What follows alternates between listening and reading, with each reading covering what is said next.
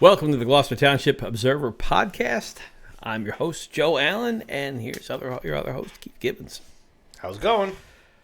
It's you're a little festive here with the, I didn't even notice this here. I must have created an St. automation Patty's that Day. automatically changes that when the podcast starts that I wasn't aware of, but yeah. Happy St. Patrick's Day. It was purple right before we started. I must have. This was going to come out on St. Patty's Day, so. It is, yeah. That's a good call by me that I didn't even realize. Wow, you are so smart. So, yeah. I would have worn green It's for like the you podcast, planned it. too. Yeah. Today is, today will be March 17th, St. Patrick's Day. But we are recapping the March 10th council meeting. Yep. It was not... The audio sucked. It was there were people at home texting people in the thing here, and look, let's see, let's play this. Just so you know, people at home are saying they can't hear. Sounds garbage. How hard? Oh, you don't have that turned on. Oh, yeah. The how hard is it to get that ready? And what goes on in that council chambers that they change settings all the time? Like, why is it? We've had problem after problem after problem. Like these, it's not that difficult to get it right. You know what I mean?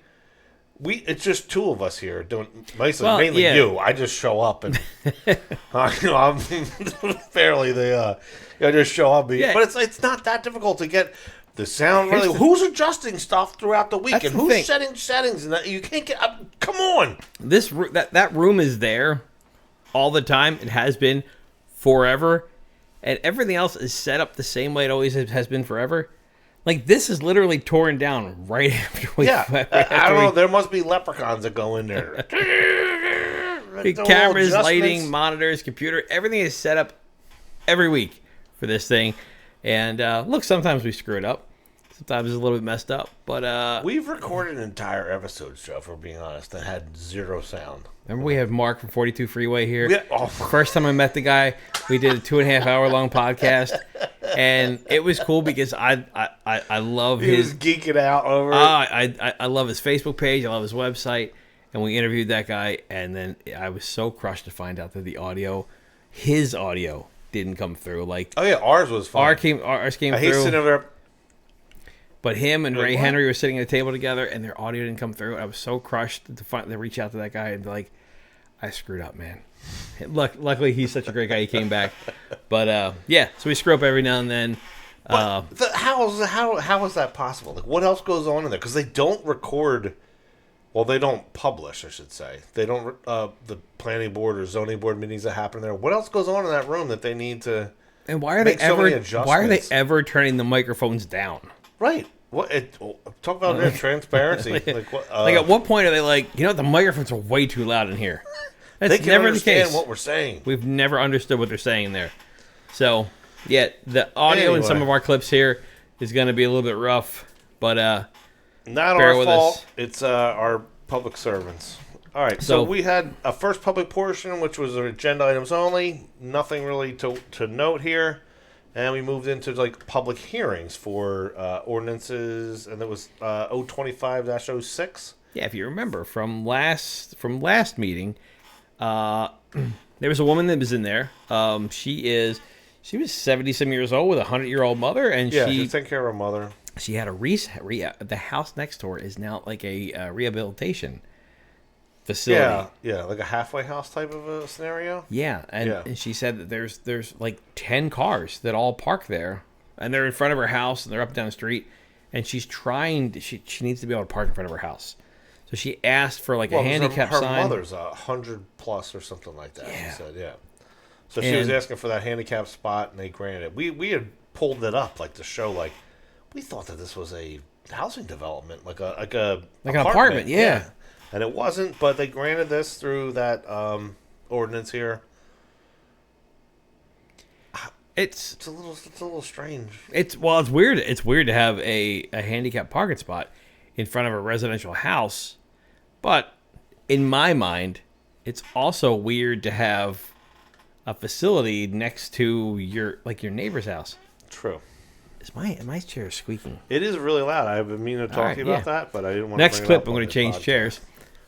while the clip's running, I'll change All the right. chairs. So we moved on to a another ordinance that was pretty interesting. It was something that passed back, I believe it was November of last year, and this was an amendment to that, which it had to do with public filming and like movies and whatnot. Should I just go to another clip and you swap? No, the chair we'll just. out? I can't sit in the chair. It's squeaking too much. Okay. Um, But yeah, so we had one of the regulars that go to council meetings was asking about people who are being filmed. Do they have any rights? yeah, this is. Which I found a little odd, but I understand, I guess, the question if you don't know it. But go ahead. What were you going to say? This comes up a lot. I mean, anytime you see anybody filming in public, you look at these people. I don't want to be on camera. Yeah. Look, you're in public. It's your expectation to privacy. The Supreme Court has ruled on this before. It is not something new. You can be filmed in your own front yard. That's completely legal. Right. If someone is in public, they're on a public easement, on a public sidewalk, a public street, whatever it is. Listen, when you're out in public, if you leave your house in 2025, is that what year it is? Yeah. 2025. If you leave your house in 2025 and they think that you're not being recorded somewhere, you're recorded any Tesla that drives by you recorded. Like any street corner, there's cameras for checking license plates and this that. You're being recorded everywhere. Yeah. So it's they want to know what the person's rights were if there were like, and this ordinance was for like film crews. If film crews come into Gloucester Township. There's certain restrictions for them, and one of the Miss Smithman wanted to know what about the rights of the people that will be in the public? Right, like there is no expectation of privacy, so Yeah. they can be recorded. So, from what I understood of this ordinance, it had to do, and I forget the terminology. We don't have it right down here, but it was something to do with like to win a bid for like to be able to be the town that's in a major motion picture. And there was someone recently, I think it was Martin Scorsese, that was doing a film somewhere in North Jersey, like just the prior week to this, going on here. And I was like, I wonder if that was it. Because a lot of these times, like I'm in the entertainment industry to a degree. Like I know what concerts are going to happen a year and a half from now. Like I know what's out. Like there was something happening that somebody said like, hey, this could possibly, but you could be the town, maybe, but in order to do that, you need to have this ordinance in place. So that I believe, I don't know for sure, but I believe that that's kind of where this started. Was like someone's going to be filming a movie about X or Y or whatever. You need to have this ordinance in place if you're even going to be considered for it. So they put the ordinance in place, and then they said, actually, we need to revise that ordinance because this is what the whatever the Screen Actors Guild or whoever it is said. This is what you need to update in that, whether it was in short. I don't forget the exact updates there, but I believe that's what they're claiming the reason for that to do. However, if you did read that ordinance, it does also put in place questions, and that's what kind of brought up a lot of questions from people from the public that we're going to get into here. Denise Coyne, I think, was the first one that went up there, right? And she was asking. Yeah, so she expressed kind of the first fear that everybody that I know had was, well, what about like citizen journalists? Like it is unclear. So let's play a clip here. I understand that this is an existing ordinance, but it's being amended, so I want to make sure that there's no confusion about how this ordinance can impact everyday residents and community activists who want to document and film on public property. My main concern is that we need clear assurance that this ordinance will not interfere with our First Amendment rights. Specifically, I'd like to hear the council publicly verify that this ordinance will not restrict citizens' rights to film in public spaces, whether it's for documenting local government. Hey, that's me. Sharing information or raising awareness about important issues in our town. I believe the ordinance is meant to focus on large commercial productions, but it's important to make sure that it doesn't unintentionally impose on the ability of residents and activists to exercise their rights to film for transparency and civic engagement. I'm asking the council to please confirm that this ordinance won't affect our rights to film in and or on public property for these important purposes. Thank you. So yeah, it is a great question that's brought up, and in my own opinion, I feel like it should be spelled out. So even if the whatever it is, the film commission or whatever, whoever, I don't know the terminology, who it was that said you need this ordinance, but whatever theirs is, that's a minimum. But I think it should also spell out that if this is not intended for the public, for a citizen journalist or activist or anyone filming in public expressing their First Amendment right to free press, free speech, it shouldn't impede on that. So part of this ordinance, it claims an educational piece and a news piece. And I think this is brought up in our next, clip that we're going to bring here. Who defines what news is? So there are people that tune into this podcast and actually, you know what? Thank you so much for tuning into this podcast. Make sure you subscribe. You guys should tune in through our website and our YouTube page. Facebook.com/GT Observer is also another outlet for us. But to some people, we are news. And Joe and I feel we are news. We're bringing you guys the news. There are people that don't pay attention to the pod or to the. You know what? Patch won't cover this. The big news or the big local news organizations, they don't cover really local politics unless something big happens. We have the Gloucester Township Patch. They've kind of shied away from doing anything controversial. It's kind of just mostly fluff pieces. So so that we are news to in our definition of it. So it's not defined in this ordinance of who news is. And what news is. If it were to let me play this next clip because she brings up good points here. I'm sure there's a good reason for introducing an ordinance around filming on public property. I appreciate it, and it aims to regulate filming for commercial and educational purposes while accepting news stories. On the surface, it seems reasonable. However, the ordinance does not define what qualifies as news. It's vague and open to interpretation. Knowing people who don't often consistently disseminating matters of public interest. This audio is horrible. Ambiguity could affect these people. Council may intend the news exemption to protect journalistic activity. This lacks clarity and creates a problem. In the past, local officials have made comments that citizen journalism does not count as news sources, as it's not being affiliated with a traditional outlet. Yep. The same logic applies to here. Residents' personal efforts to inform the public. Well below any commercial scale may be labeled educational instead of news. That would subject those citizen journalists to fees, permits, applications, and prior approval. I see this as prior restraint under the First Amendment rights. Yep. Which is free press and expression. The Supreme Court has protected the right to gather, share information under the First Amendment. Nearby, Minnesota, which rejects prior restraint, as well as New York Times v. U.S. in 71, upheld press freedom to inform the public. These rulings support residents' work as independent journalists. Your job is to write an ordinance, but once it's in law, others, such as police, administrators, or even a judge, will decide how the news is interpreted. I'm sure your true intent is not to hinder the independent journalists from residents documenting personal concerns, council meetings, community interests, and other matters. The ordinance should be specific and should not explicitly define news to include hobbyist or independent efforts, not just established media.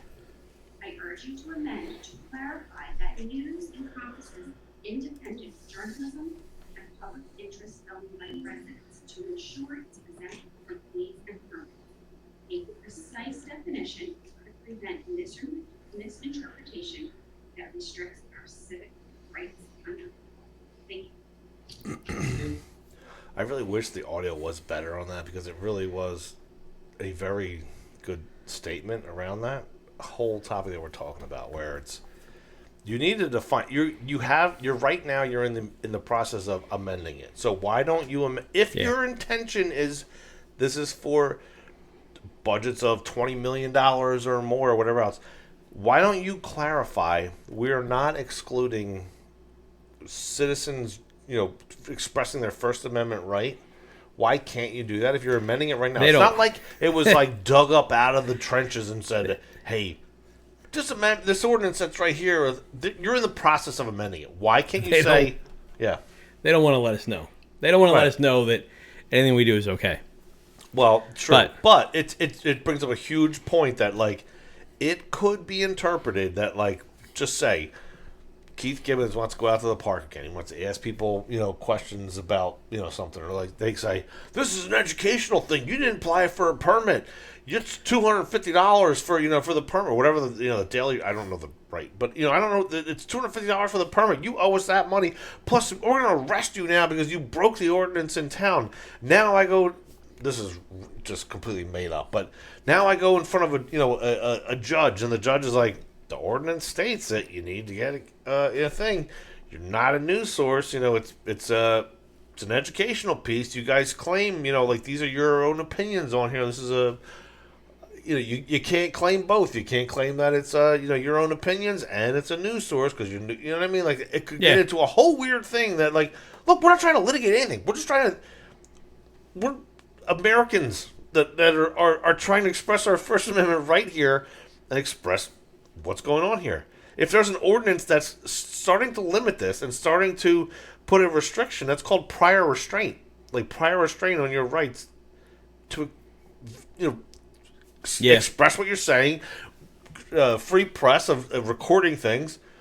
But they're just, dismiss it. Whatever. You guys are idiots. Yeah, interesting too that 3 people essentially brought this up. Yeah. They aren't really in, there's no like centralized chat group of people that all go to council meetings. But it is interesting that 3 of the people that go to council meetings all read it and all saw the same thing. All had the same concerns. Dave Leader had concerns. I don't think I grabbed his clip, but Denise Coyne did, Nancy did. We kind of read it, and I wasn't. I say when I hit the $20 million thing, my thought was, okay, that's not us. No, it's not. Unless we get really big. Yeah, right. But if we do, we can just bid split it, right? That's all you do. $10 million. Yeah. We'll do like Tom Carter's math. Yeah, Tom Carter's like, oh yeah, I'm sorry. You know what you do, guys? Send me like 55,000 invoices for. Yeah, we'll just send a bunch of different invoices. 39,000, that way, 42,000. That's all. We'll split it up. Gotcha. We'll pay you. But so Mercado comes back with an answer to everybody's questions here about this thing. This ordinance, like indicated, was passed in November 13, 2023, and allowed us to participate in New Jersey restrictions of the Film Commission as part of the film recognition. The comments made at this point restricting the rights of individuals, citizens, journalists. This is scale for a large commercial production. I don't interpret this, and on council's discussion, they don't understand that this is hindering anyone providing education. Okay. In addition to. Did you hear him at all? No, it's mostly just mumbling. Citizens journalism. Again, how I interpret this, that this is for large scale film, adheres to a film rating program and provides, adheres to their standards, and that's why this is being updated. It's not to penalize anybody who goes around with a camera. He's talking about me right there. That's definitely you. Yeah. Anybody goes around with a camera. Yeah, harassing people in a classless way. Okay, Orlando. So the reason that everybody here was jumped right on this. There's got to be a reason, right? But the reason is because look, everybody's a little gun shy now because of the pushback that that our government here is giving us between just by showing a little bit of transparency. Yeah. So there's a little bit of flashback to that. Members of our department, our clerk's department, have to be videotaped. They came here to work. It's one thing. Grasp my if pearls. People want to take shots at council and sit outside and waste their time on election day with a sign, okay, or videotape and say their First Amendment rights being taken away from them. But to come here and videotape members, employees of our township, what was the purpose of that? Because it's That our is- First Amendment rights. I'm not done speaking, Ms. Coyne. Oh! Is it my 5 minutes or You asked for yours? respect, pause it. You asked for respect, Thank give you. me respect. If you pause the Okay, clock. I asked him to pause it. Go ahead. You come up here on my First Amendment, well, you know what? I'm expressing my First Amendment rights. And when people here on this side express their First Amendment rights, you do not like it. Says who? No, I'm not Says done you. speaking. I'm not done speaking. Oh, excuse me, tyrant. Here, you want to lecture us, okay? I'm going to lecture you. I'm going to lecture your little friends, okay? They can go out there and disseminate crap in the parking lot. They can come here and videotape people.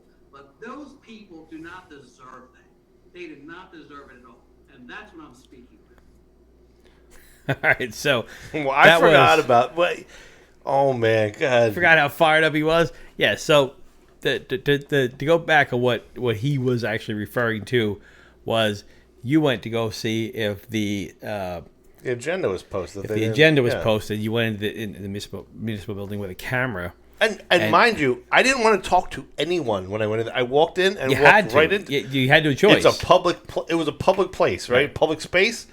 I walked in there. I recorded. I said, "No, it's not here." And I walked out, and someone told me, "You should have never gone in there." And it told me, "You need to go into here." You were very respectful. followed in. To the clerks. The clerks, as far as we know, the clerks like you. Nobody was offended by it except council president. No, what he was offended by was that something was exposed that made Yeah. them look bad, and that's a problem to him. But It's that not- was yeah. that was a flashback to the municipal tyrant video that's Yeah. gotten like 63 or 6,400 votes. Views, or yeah. views, yeah. Well, it's yeah. But that's what people But the whole thing originally is went to. when council writes the ordinance, they don't interpret it. They're not the I know he believes he is the judge, jury, and executioner, Yeah. but he's not. He just writes. There's separation of duties here, right? And he's not the one that's going to enforce it if it was coming. The police chief right there, if he has an ordinance in front of him, that one of his officers comes and says, "Hey, you're out in this park right here, and you're filming. You told me you don't have a permit." Maybe he enforces that and says something. You know what I mean? And that's where the thing is. Yeah. And now, okay, say it goes to a judge, and the judge says, "The law here says this is what you're doing wrong." So no matter what he wants to say, that's what people are questioning is, you're the one that's writing the law here. Make sure that it states it. Make it clear. If that's not your intention, if your intention is not to get so fired up like you were at Keith Gibbons for walking into a building to prove that you guys did not post the agenda publicly in the time that you're supposed to post it, that you will retaliate against him for doing this. Someone else could. Maybe I'd end up in jail that day. Maybe I have to go in front of a judge that day. Yeah, I mean, because you didn't clarify that that's what it is. So if you don't clarify it and it's brought to your attention, now you're intentionally not doing it. If you don't bring it back up and say, yeah, we're clarifying that this is not that, in my opinion, it's been brought to your attention. You didn't address it. You know what I mean? yeah, we've seen this a lot in. I know you and I watch a ton of like First Amendment audit videos, and you'll see this a lot where people they'll make local policy and stuff like that, where a citizen journalist goes in and gets arrested, right, and then they wind up getting it thrown out because it is their First Amendment right. Right, That person still gets arrested. Like Right. that person, and They might spend time in jail. They spend attorney Yeah. fees, all that stuff. And generally, they wind up and they sue for money, which is only taking money away from the taxpayers. Right. But still, this is what everybody's trying to prevent. Get it out in the open. Make sure that there are no restrictions on what rightfully should be okay. To your point too. That's not, and I guess to all of our point here, but it's not just about me. I'm not saying it's me going and recording. I get arrested. If so, say this is the example here. I do get arrested for something. I go to jail. I incur all these fees. I then go and I appeal that. Take it up to the Supreme Court of New Jersey or wherever it's going to the I can't think of the district that we're in right now, the third, whatever it is, Fourth Circuit. It's Mr. Gibbons, you win this case, and I sue the town. Every taxpayer pays that. It's not Orlando Mercado for not writing the law right. It's not the judge for ruling on what was the law that was written. So we're bringing it to your attention. That saves every taxpayer the right. And I'm not saying it's me. Maybe it's Joe Schmo from California that comes here and sees the videos of Orlando trying to be a tyrant out there and says, you know what? I'll challenge that. That's a lawsuit waiting to happen. Do you know how many times I've been sued, Joe, where people come in and because you didn't see something for whatever reason, you're like, okay, I didn't realize that this was. For me personally, it's an ADA is a big thing. Like I've been sued over ADA issues with like people coming access, and there's like the counter height doesn't fit here, or I can't get to this part here. They might not even have a claim, but the suit still happens, and you still have to defend defend that. So it's not me personally. I'm saying from employment history thing, but things happen like that. Like people are looking for lawsuits. There's people do Oprah requests and say, deny me this, please. I know you're going to not want to provide me this information, but I know I have a right to it. So let me do this. I know 100% that happens in South Jersey. There's people that they make a living, big living. There are auditors. There are auditors. Their entire existence on like YouTube is basically just from it's either people. YouTube revenue or suing townships because townships didn't provide. Right, and we're trying to tell you, don't write this ordinance. And they're like, nah. So let's move on. I spent a lot of time on that. Ordinance 025-08 is the expansion. This is the Blackwood redevelopment area.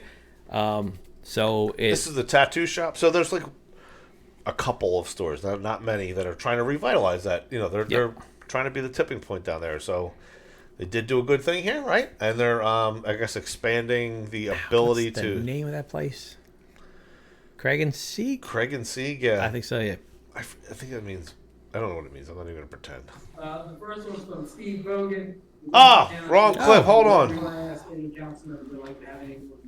would like to have resolution 2503-. What the heck is? I am way off here. 0-25-08 is the first reading, the introduction. There will be a hearing. Sorry, folks. Second reading. Ordinance of the Township of Gloucester, County of Camden, State of New Jersey, adopting amendments to the Blackwood West redevelopment plan as adopted under ordinance number 0-21-12 in accordance with NJSA 48-12-1 et sec, local redevelopment and housing law.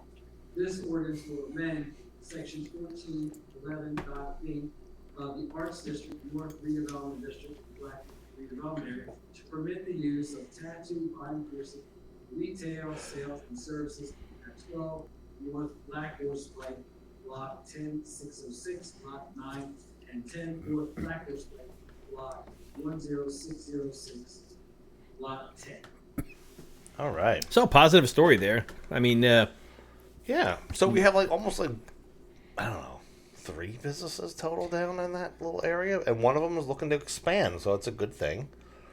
Yeah, he's got a good business. We stopped in there. A couple times actually, and little tattoo shop. They do. He's like jewelry, clothing. Yeah, clothing. And then he's got some he's got some tattoo tables, but he's looking to expand those too. Which is.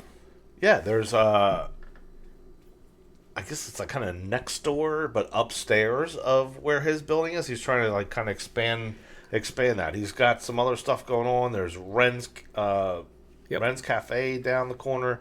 So there's revitalization going on down there, and I think it's a good thing. I've seen Ren's too. I've seen Ren's mentioned now on on like South Jersey food scene. Yeah. So it's a good vibe for some of the places that have been there. Mm-hmm. So we got some good places there.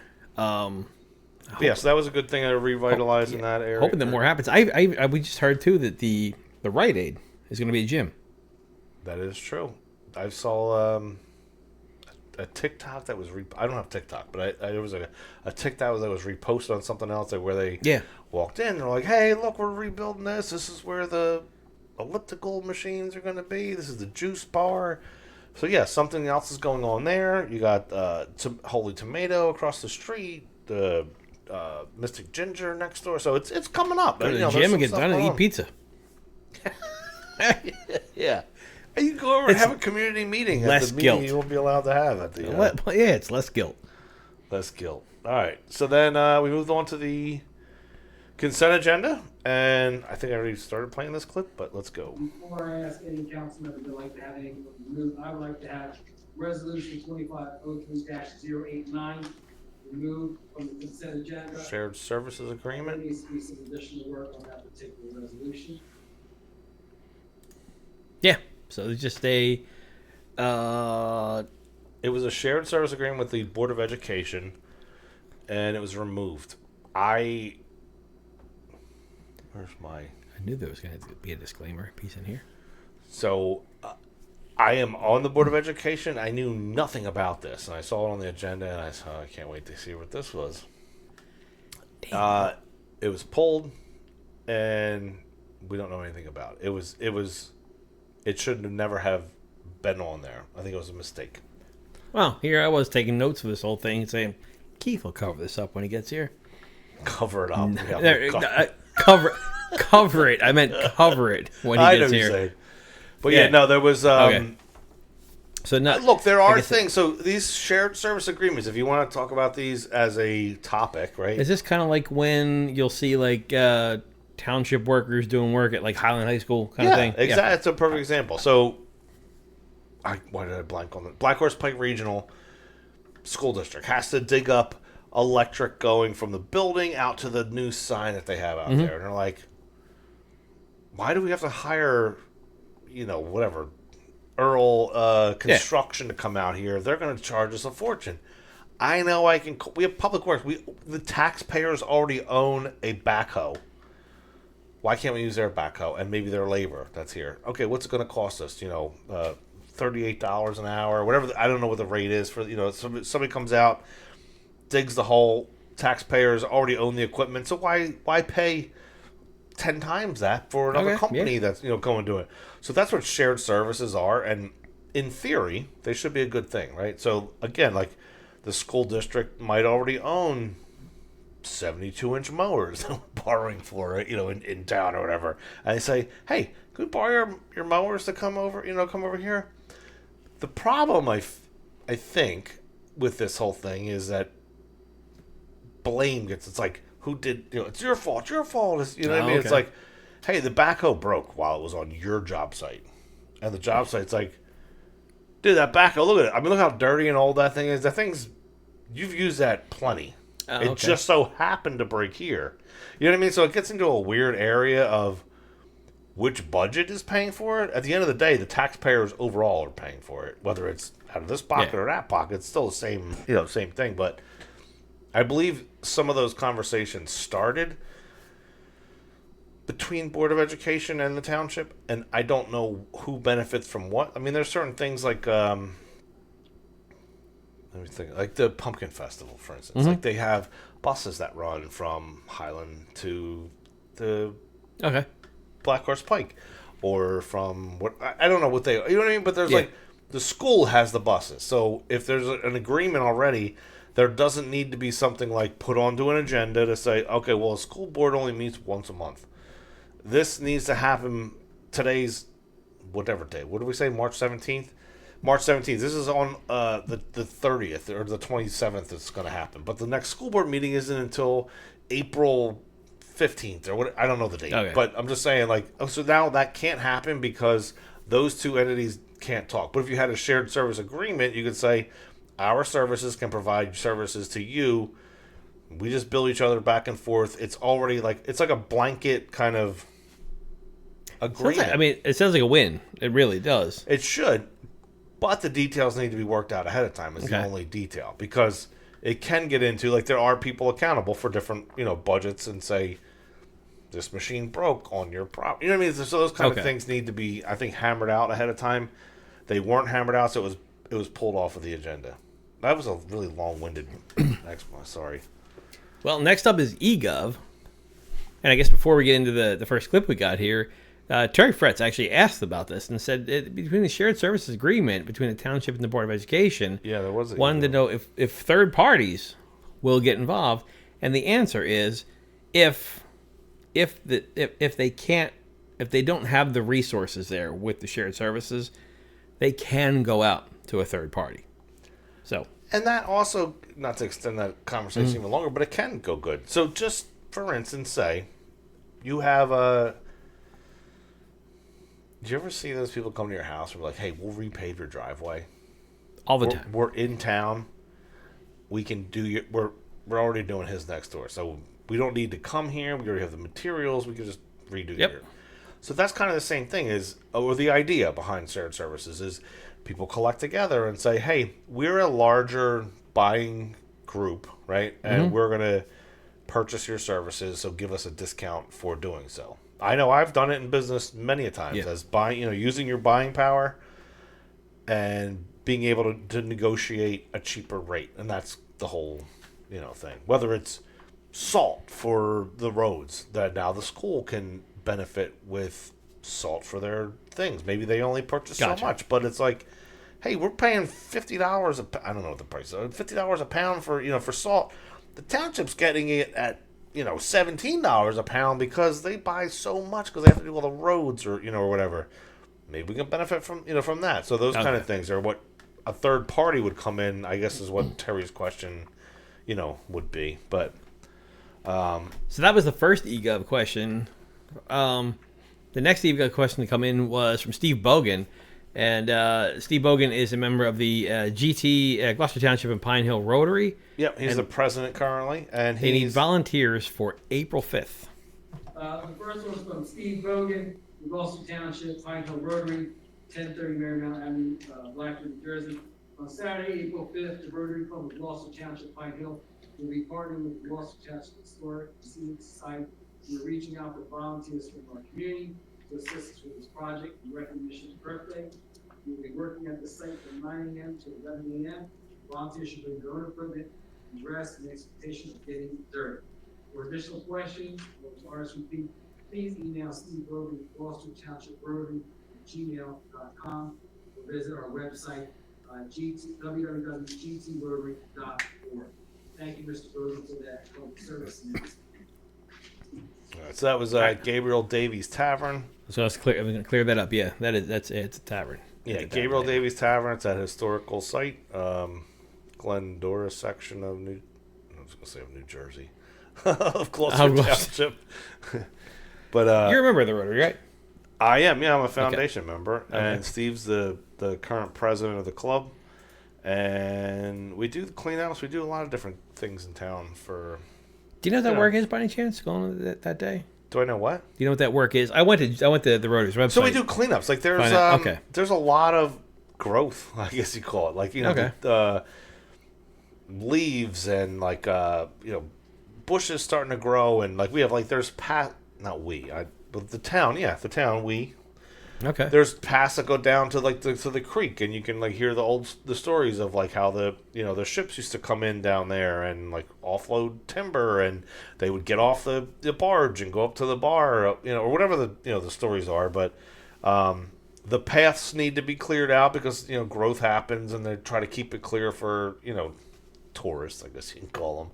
But there's a little amphitheater there. Have you ever been out to Gabriel Davies Tavern? I haven't, but I was just looking. I was just looking and thinking. I think I kind of want to do this. I kind of want to go out and see if I can cool do. Site, yeah.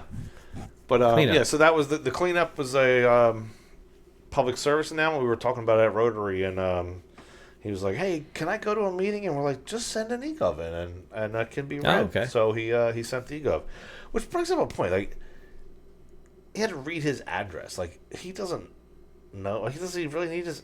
I don't know the whole address thing. Like, no, that's a whole other topic. We can go off. I'm not even gonna get into it. If look, if you're sending it in an E-Gov about something in your neighborhood or your house or something that's happening on your street, your address makes sense. But if you want to ask for volunteers at the tavern on the 5th, you don't need to put your address in. It's a And we prior learned restraint. we I learned think that's in me. last podcast. If you put the wrong address in, you Oh, don't get yeah. read. It doesn't get read at all. Yeah, somebody said that's right. You're right. Somebody sent in a thing and they're like, I don't want to use my own address for this. Yeah. thing. So if he People just fear put a random retaliation. address in, it probably wouldn't have gotten read. That's a good point. But So after E-Gov is the second public portion, this is and for any topic. And go ahead. Brian Burns was up. If you guys aren't familiar with Brian Burns is our he's our open space guy. He is he's a big environmentalist and Huge advocate for it. He also helps put together the deals too to help preserve the space. It's not just he doesn't just go there and complain. He also brings solutions. Yeah, some of the folks like Murray and the Hayes properties. These are big areas of land that were for sale potentially, and they were going to sell, but Brian kind of brokered the deal between them and the township. Yeah, and so, said, hey. let's preserve this space rather than it going to like some apartment complex. These big areas of land. Yeah. So this is Brian, and Brian is questioning. Most of Brian's clips here, the quality of the podcast or the quality of the meeting online was terrible. So I unfortunately couldn't get all of Brian's questions, but he's got some questions around what they what basically the zoning voted for, is in the master plan, and Yeah. then what they're looking to do. So let's see. Why would council support building 4 10,000 square foot commercial buildings when the property is a U.S. Fish and Wildlife Natural Heritage Site?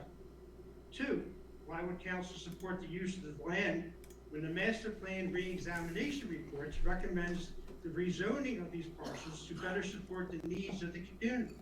Page 59.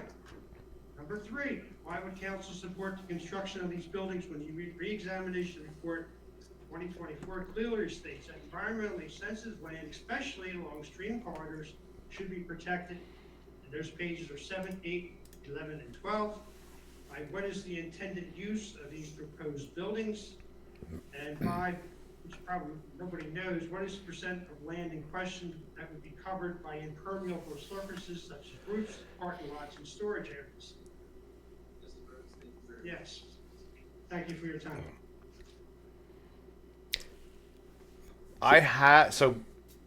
What you didn't clip here because of the audio.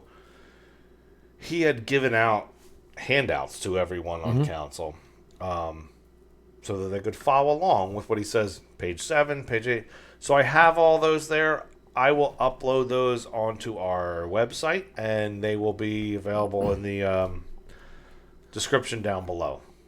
Yeah, so if you go to gtobserver.com and you click on the March 17th podcast video that we're going to do, there will be a link. There'll be a link to that below. But basically, what it is, it's our master plan. Which a master plan is. This is the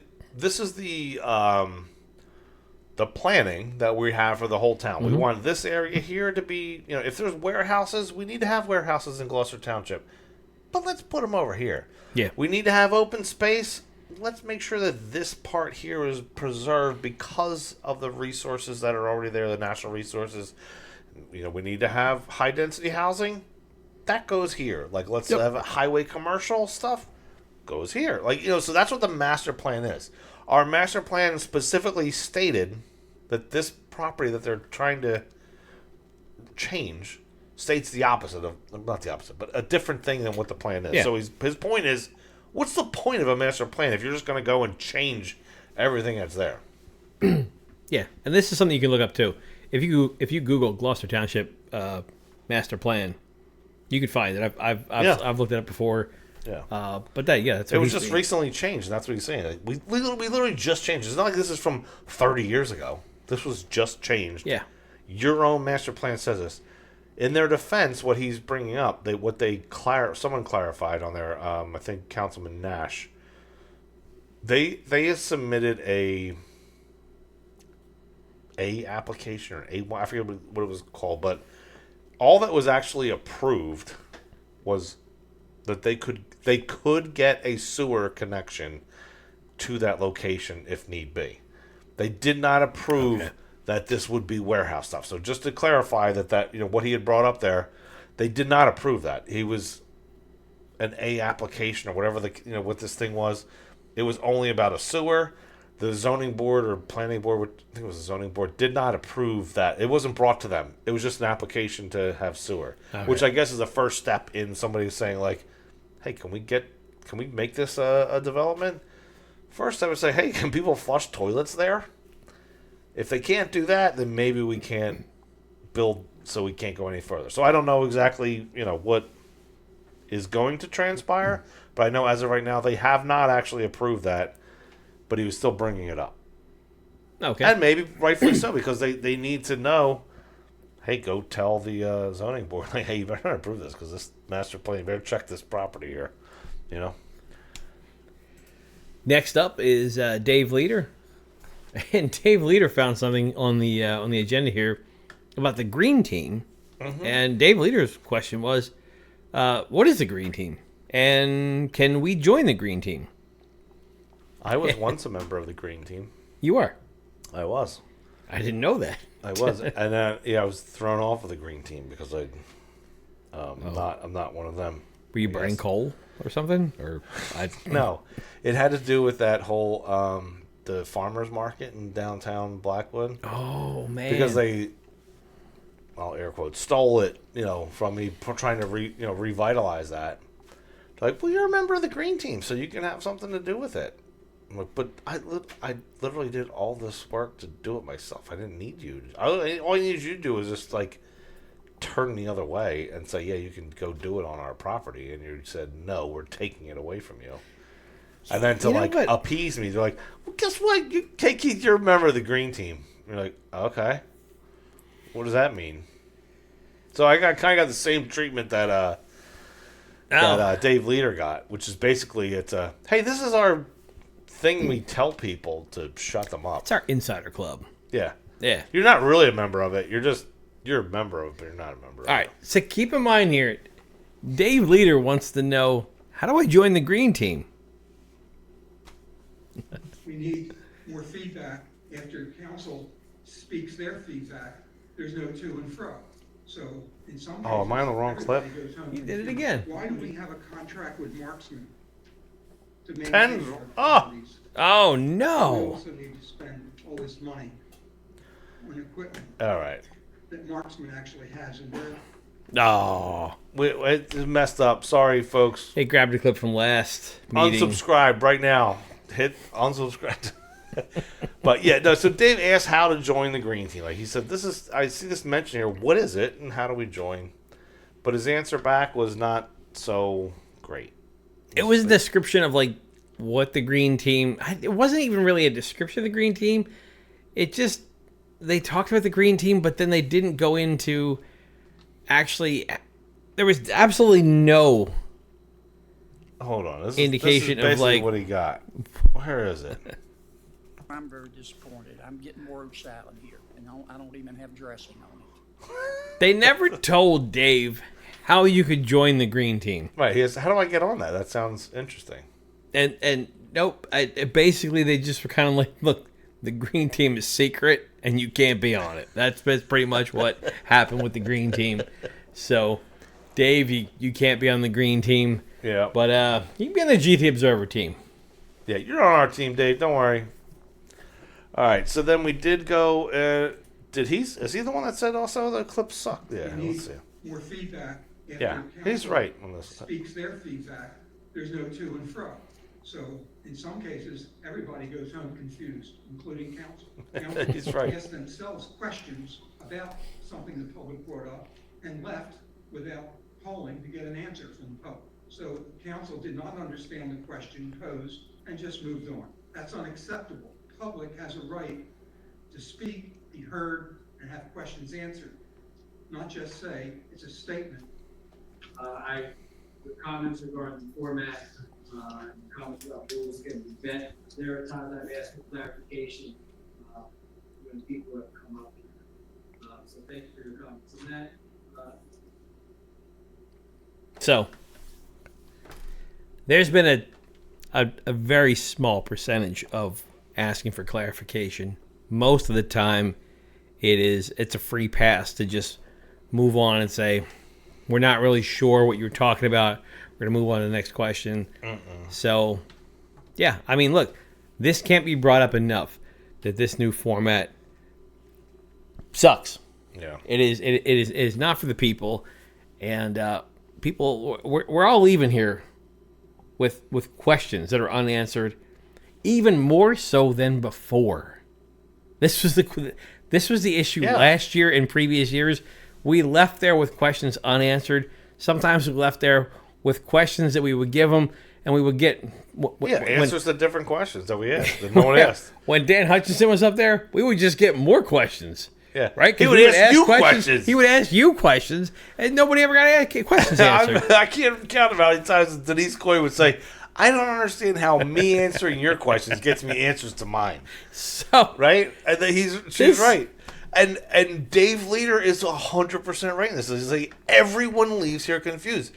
I know I've sat there and listened to him say like to Tom Curtis, like, do you even know what he said? Because he does a recap of like what all the questions that were asked. Yeah. And then Tom Curtis is like, no, I don't know. I really don't know what he said at the end of that sentence. I don't think he knows what he said. He doesn't know. That's Tom Curtis. He's like, I don't know what he said there. I don't know. They got this little safe space, right? They can put themselves in where there's no further comment from the public, and they can just answer what they want. Or even if they didn't pay attention to the question, they can just say, we did it. We checked the box off. I didn't understand the question, so move on. I don't even think he knew what his question was. Yeah. All right. So, anyone else? That's it. Yes. Dave and, Denise brought it up too. But more people need to bring it up because it sucks. It is horrible. Absolutely horrendous. It's shameful. I mean, it literally is. When you're he somebody should be new, embarrassed of himself of when you're what he's done to somebody new that. and you show up there to ask a question, and then you ask your question and then you stop and you look right at them and they go, "Oh yeah, we answer after it's all over." If we feel like it, the person has to. The looks that some of these people give are like, "What are you, an idiot?"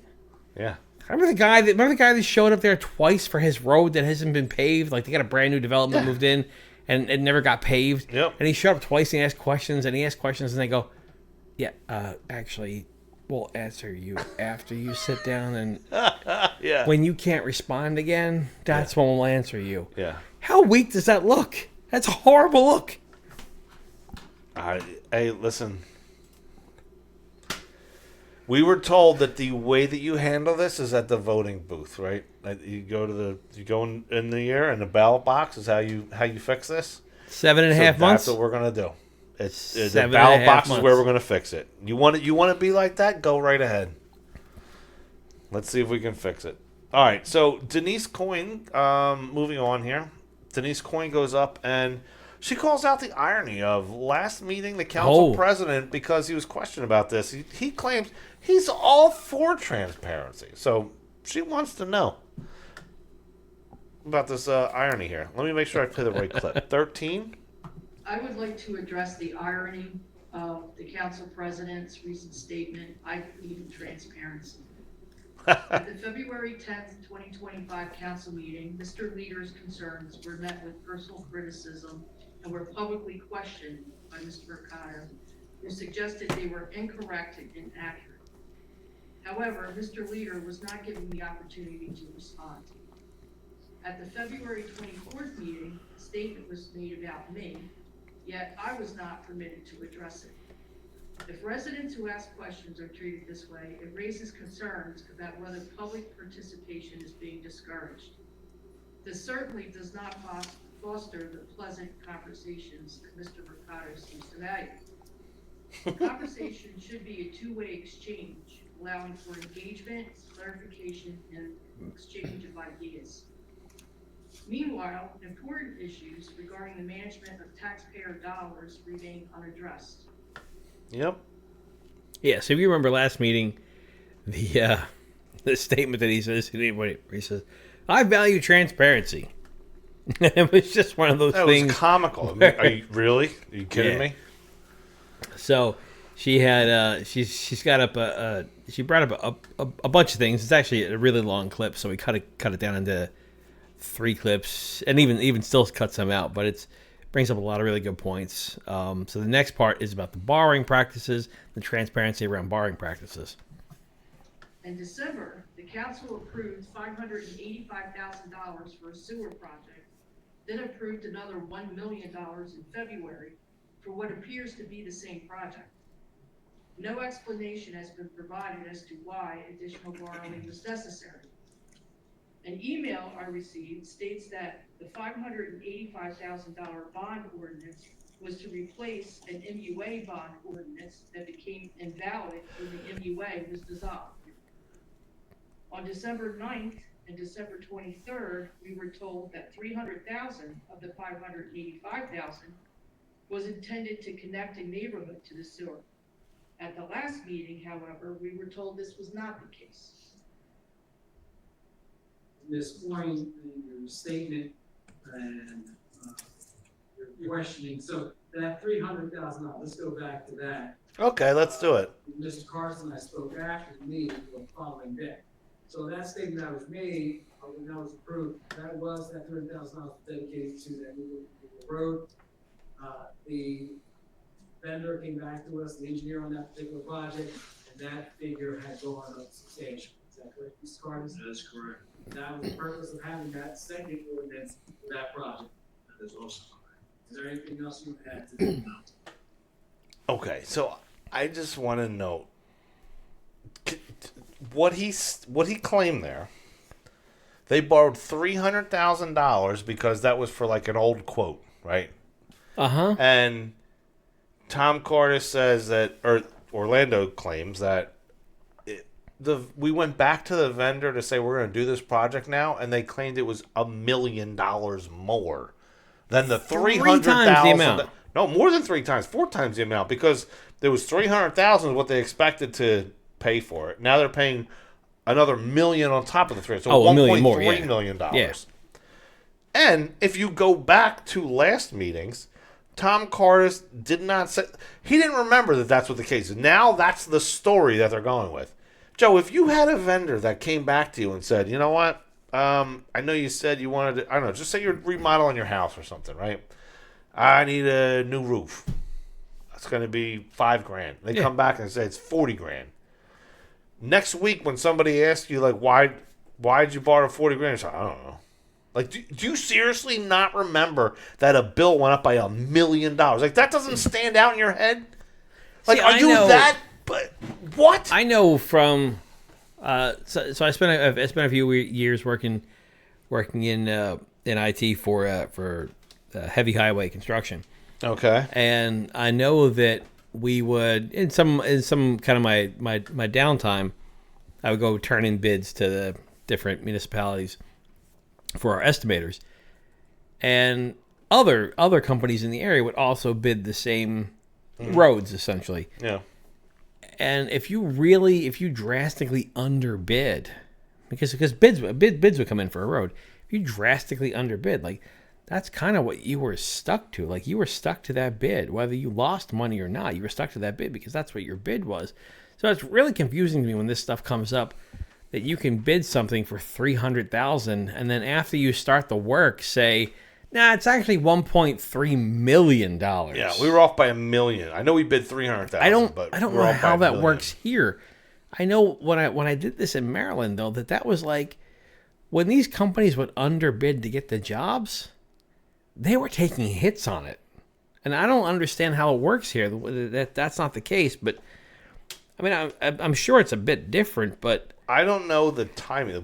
That part we don't know. We don't know the timing between that. But my point when is, was it bid? In 2001? Well, that's my point. Is how does that not stand out as something that you remember? So either last meeting you bold-faced lied, or you're bold-faced lying this time. In my opinion, there's no two ways about it. That man's lying last week or this week. You know what I mean? Or last time or this time. You don't not remember that you're over. I meant to do. I know we get judged on our actions, not our intentions, right? I meant to do a compilation of this, and I think I will still do it because it is telling where he says flat out, like, no, that's not what we didn't. That $300,000 was not for that project last week. Now all of a sudden it was for that project, and in addition, the reason that we've been another $1 million is because the vendor came back to us. Not our fault. Now, not our fault, guys. It wasn't our fault. Here's the thing.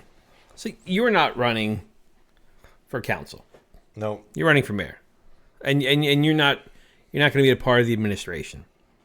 Well, I will but be if I were a member of council, or if I were hired and appointed by the administration, I would clarify that.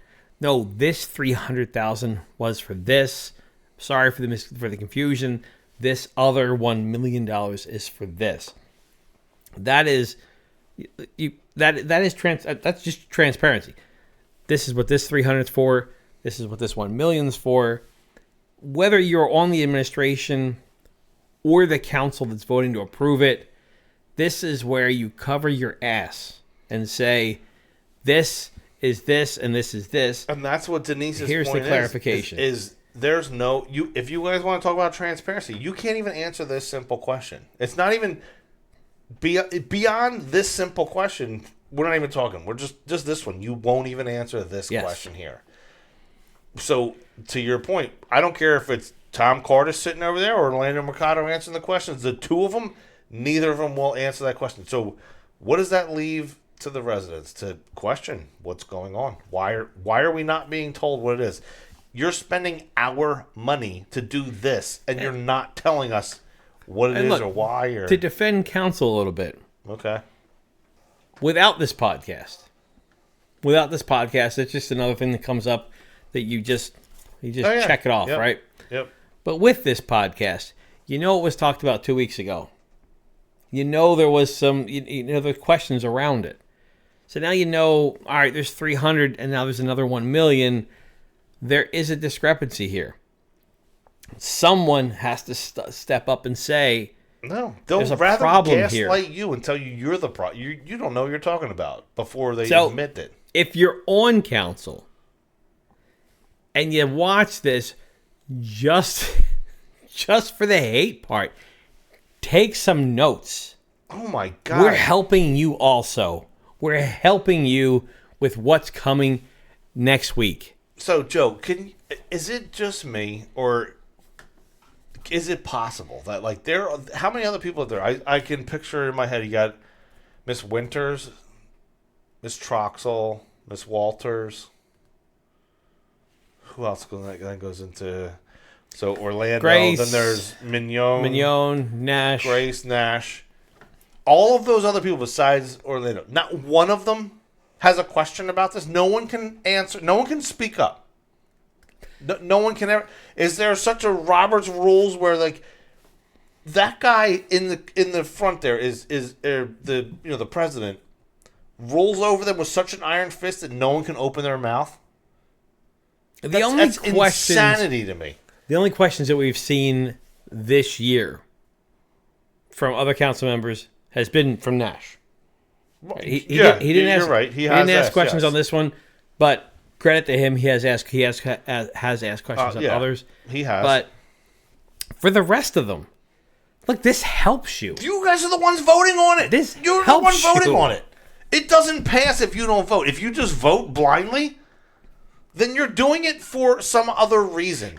Not because you understand it, because someone's on your butt about you better follow the rules. You could use this podcast to help your position to win your next election. Is if you just ask the questions. At some point, people are thing. going to be just over this crap, like the two of us are. Look, we don't ever have to replace these people.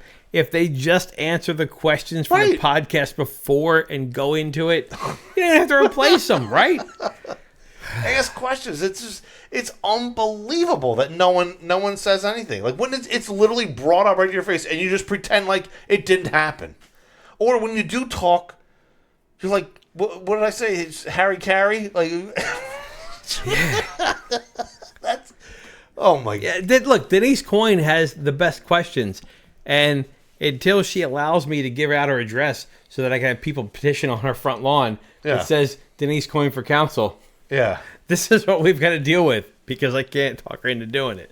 But All right. the next so question she digs a little is, further. Let's keep going. This isn't over, folks. this is about the barring practices, right? Additionally, the restructuring of the council meetings to limit back and forth discussions between residents and the council has been described as leading to pleasant discussions. While that may be one perspective, it's not mine. I believe it has further restricted the public's ability to ensure transparency and to hold our representatives accountable. So, Mr. Mercado, when you say, I believe in transparency, what exactly do you mean? Do you mean transparency in borrowing? If so, why has the council not explained why we borrowed twice for what appears to be the same project? If this isn't the case, why has no one from council or the administration addressed the discrepancies? Do you mean transparency in decision-making? Statements regarding the sewer have shifted over time. First, we were told dissolving it would save money and preserve the sewer in the town, and then we needed to sell it. Residents deserve clear and consistent explanations. Also, how much did the bridge at the pickleball courts cost? Oh. Do you mean transparency in how residents are treated? Restricting responses to public statements and limiting discussion for the sake of pleasant discussions doesn't align with the principles of good government. By the way, I'm still waiting for a response to my email from November 26, 2024. The pleasantries thing, like it's like they want to create their own narratives, like their own television show or something that they're putting on. Like, it's all pleasant. Oh, look how gross. If I were there, right, and everybody knows by now, I failed twice at getting up on getting a seat up there, but if I would have talked till I were blue in the face so that people would have understood my positions on everything. Anything like this that comes up over and over again. This stupid bridge that cost $30,000, right? I would have found a way to just nix that and just, look, this is what the bridge costs. This bridge cost $850. But this other stuff is what added up to $30,000. Any way that I could possibly explain myself in any decision making that I have done, that would have been the thing. That I would have talked it through until you got tired of hearing me talk. Yeah, but it doesn't happen. So there's rules around how a meeting is run. It's called Robert's Rules of how a meeting's run, and there are restrictions around like who can speak when, kind of thing, right? So you can't just like jump into the middle of like, I think this is what. However, they have a polling of directors at the at the end of the thing. You can say whatever. We've had Chief Harkins get up there and give a 15-minute long speech. You have Orlando give a 15-minute long speech at the end there. That's your time to be able to say whatever it is that you want to, you say. That's your time for your free speech. You know what I mean? As a council member, where you could say, hey, I voted no on this here because I disagree with this, or I didn't get this clarification or whatever else. And that statement that you make during the polling of directors there is what's going to help somebody try to shut you up by giving you the information that the public is asking. When you vote no against something there, people want to know why you voted no, right? Or if you voted yes, that tells us that you were 100% on board with that there. And you might have a very good reason for it. You could vote yes and then explain yourself and say, yes, I did vote for this because I saw that the vendor went out here. I saw the initial bid that was for $300,000. They didn't take into account X, Y, and Z that was added to the bill, or whatever the case is. You have that moment to sit there and say something. Instead, during that time, we have Harry Carey show up and talk about, this, that, and the other, or just say, thank you for showing up tonight. Be careful driving home, or make sure you get, whatever. I have a really big issue with the fact that, or maybe the issue that they can't talk at any moment. I don't know that that's a thing, because I know all questions, the rules in our council meetings is all questions have to be directed to the president. Right. But if there's a vote, and if somebody has any question with the president, and any member of council has background information, they should be allowed to speak. So you're right. Right? So during that Robert's rules, right there, right, they're going to take a vote. So we're gonna move this motion to the floor. We're going to say I have a motion on the floor to vote on this. I have a second. Any questions? At that point in time is where anyone up there can ask any question that they want to. But they don't. When they don't ask it, it's kind of just breezed over. So if you were to ever attend our council meetings, it kind of is just everyone kind of, I'm air quoting, knows, don't say anything. We just need a yes out of you. That's all we need. All you know what I mean? So there is a point in time during the meeting that can be addressed. However, if there's something else after that, they're able to speak their... That's not the appropriate time to give your opinion about it. You can ask the question, when did the bid come in for $1 million more? Oh, well, that was from, that was on August, whatever, 7th, or, whatever the date is.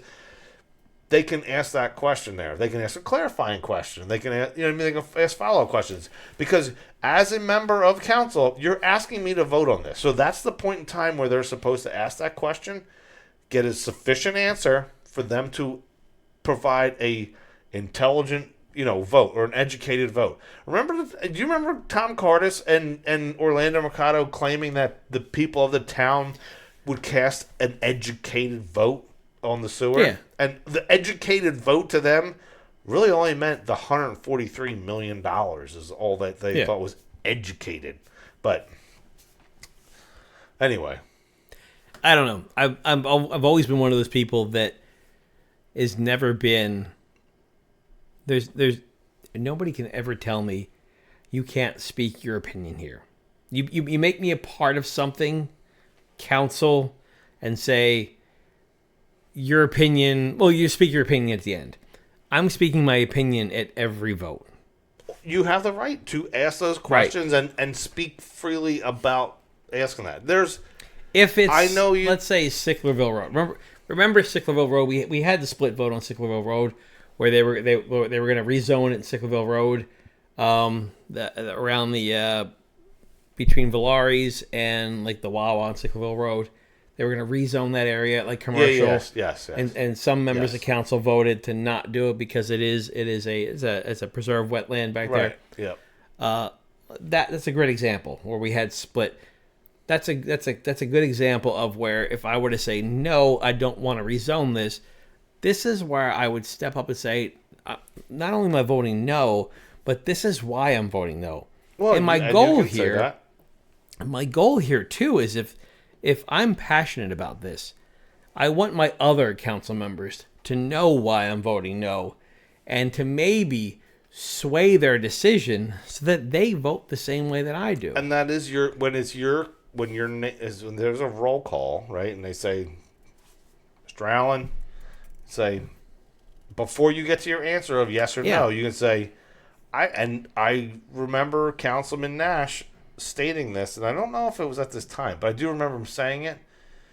I remember going back there as a child with my father. We fished in that lake and blah, blah, blah, blah, blah. Yeah. I vote no.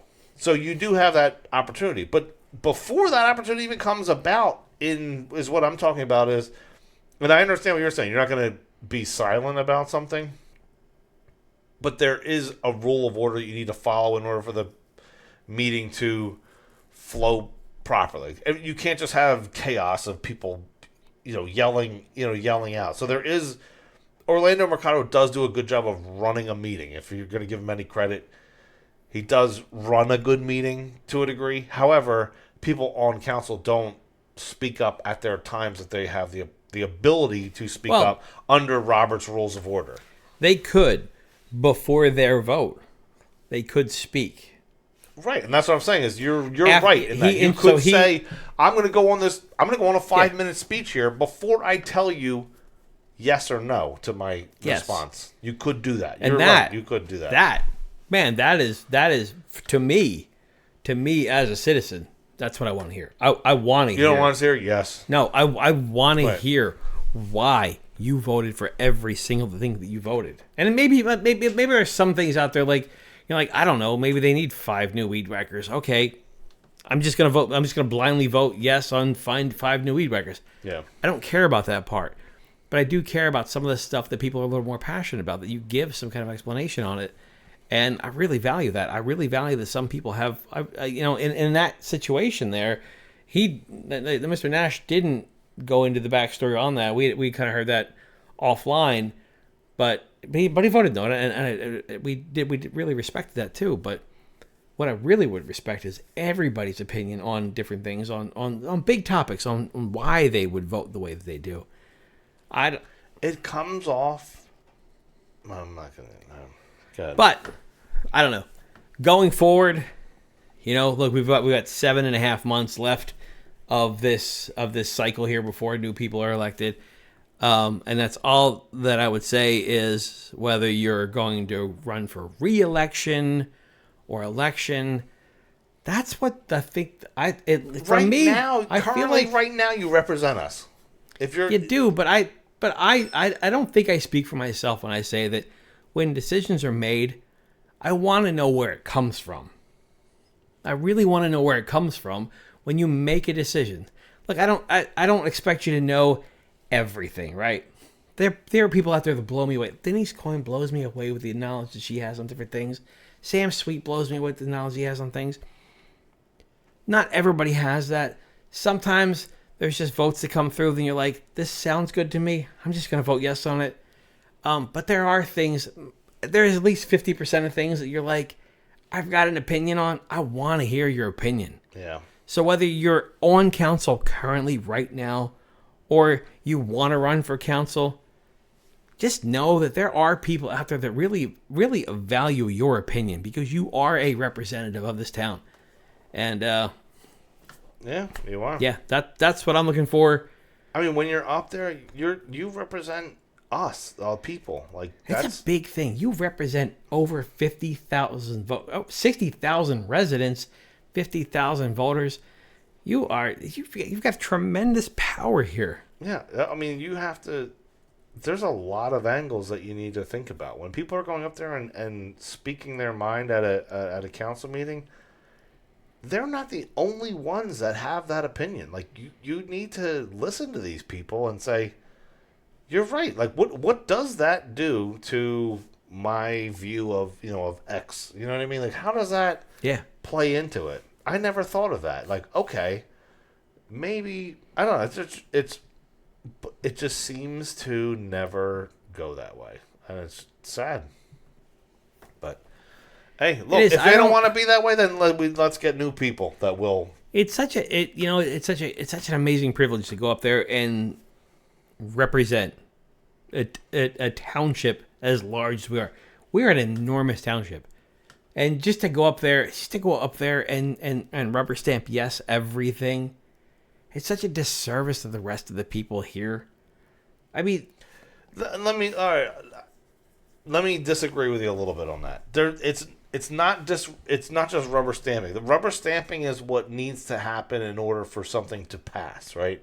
Yeah. But there's a lot of making the soup, like behind the scenes, right? Like you're cutting up the peppers, you're doing onions, you got this, you got chickens boiling over here to put in, but all that stuff should be out in the open, like out in the public. Like you can get to the meeting and just vote rubber stamp yes if you actually had workshop meetings and the public was involved in the making of the soup, right? But when you cancel meeting after meeting, you don't answer the public's questions about it. So say somebody comes up and they don't know that you already cut up the peppers or whatever, right? They ask the question, they say, what about this? And here's the answer. Instead of answering what I did with, riding a bike 2 days ago, instead of something to do with making a soup, you didn't. You didn't answer that person's question. When things aren't transparent, that's where faith is lost, in my opinion. You know what I mean? It can be a rubber stamp if there's more public involvement in the making of the, To me, it would be that I would never be able to give enough explanation of how I voted the way that I voted. Unless it was something so obvious, right? That my thought would be like, well, I think that 99% of the people in this township would vote for this particular thing. But if there was something that I ever thought that even 40% of people might disagree with me, or even 25% of people would disagree with me, I would want to give the best explanation that I could so that you knew where I was coming from and that I wasn't influenced in any kind of way to make that decision. But this was honestly my general thought on how this should go down. And I think that not only is this a favor for every person living in this township, right? But it's a favor to everybody that's on council that hears this message and says, this is what I want to do for every decision that I make that I think could be controversial. I want to give my explanation on why I want to make this decision. I don't know. It's what I want for my representatives, and it's what I want for my birthday. That's a couple months ago. So it's look, if you like this podcast at all, or even a little bit, yeah, just go and subscribe. Subscribe to our podcast hit the on notifications YouTube. Button. Hit gtobserver.com and check out all the content that we have there. We've got articles outside of the podcast that are on there too. Some actually great stuff. Some actually great articles that have been posted on the podcast recently, or on the website recently. Yeah, we kind of moved away from the writing of articles for a while, and I don't know, started getting back into it. Put up there recently the chief of staff that the mayor has $170,000 a year. That was just a position that we didn't have really. Yeah, we created it for no reason. Created another $170,000. I don't know what the rest of you folks are making a year, but $170,000. That's a good living right there for a position that we don't really even. Yeah, that has an empty calendar almost essentially. So yeah, exactly. So check out the articles on the website, and feedback is always appreciated from anything that we do. We're always available. I'm Joe at gtobserver.com. He's Keith at gtobserver.com. It says restoreGT.com. That's the old address. Oh, look at that. I just realized that. Hey, we're only 5 hours into it's this thing. Joe and Keith at gtobserver.com for each one of us. If you guys want to send in messages, we do get messages from time to time. Also, reach out if you go to our Facebook page and you send messages to through Messenger. We answer those, respond to comments on anything that we post. We get back to everybody pretty much. We're here for you guys. So just send us a note. Until next time, thank you all for watching, and we'll see you soon. All right, take care.